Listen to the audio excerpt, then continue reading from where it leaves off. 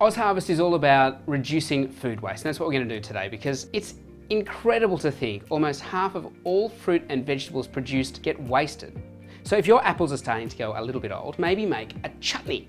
That's what we're going to do today. But what I like even more about this recipe is that I'm going to use the 3-3 jar that the pickled onions come in to store the chutney. So not only are we saving the apples, but we're also reusing this jar and not throwing it in the bin.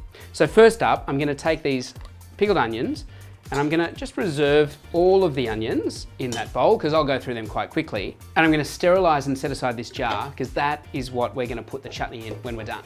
So first up, what I'm going to do is just get the flavor out of these spices by just toasting the spices. So it's half a teaspoon of cayenne pepper, half a teaspoon of turmeric, 2 teaspoons of mustard seed, 2 teaspoons of dry mustard, and I'll just chuck in some cloves for fun.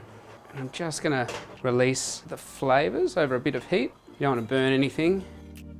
Okay, so we've got the spices there, we've got the flavor release. And now I'm gonna cube these apples. So I'm just gonna take the core out, then chop the apple relatively small. This is gonna make up the body of the chutney, so you want it to be small enough that they're kind of bite-sizey. Just as many as you've got, really. So I've got 1.5 cups of sugar in the pan. I've used brown sugar, but you can use any sugar you want.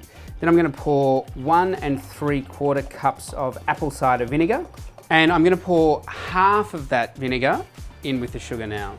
So you just want to bring that to the boil, make sure the sugar's dissolved, and then on a low heat, just let that simmer away for 20 minutes.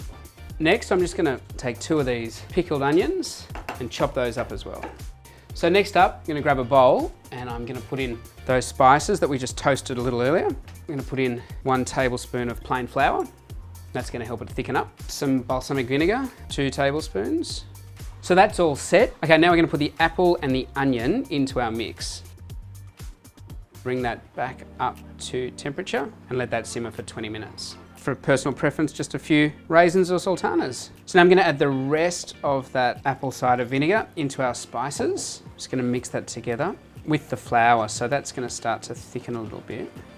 A couple of spoonfuls of this hot liquid, and then I'm going to pour all of that mixture into there. So I'm just going to let that cook down for another 10 minutes. That'll thicken up, and then it's ready for bottling. So this chutney is something that's going to last for a long time, but I also want to have some now. So for lunch, I'm going to slice some crusty bread, toast it, and we're going to have some ham and chutney on delicious fresh bread. My favourite thing about this recipe is reusing the jar that the pickled onions came in. You need to sterilise a jar, and a great way to do that is to run it in the dishwasher on a really hot wash, and you can keep that on the shelf for a long, long time. So I'm just going to ladle that in there, put the lid on while it's still hot, and that will naturally seal. Beauty!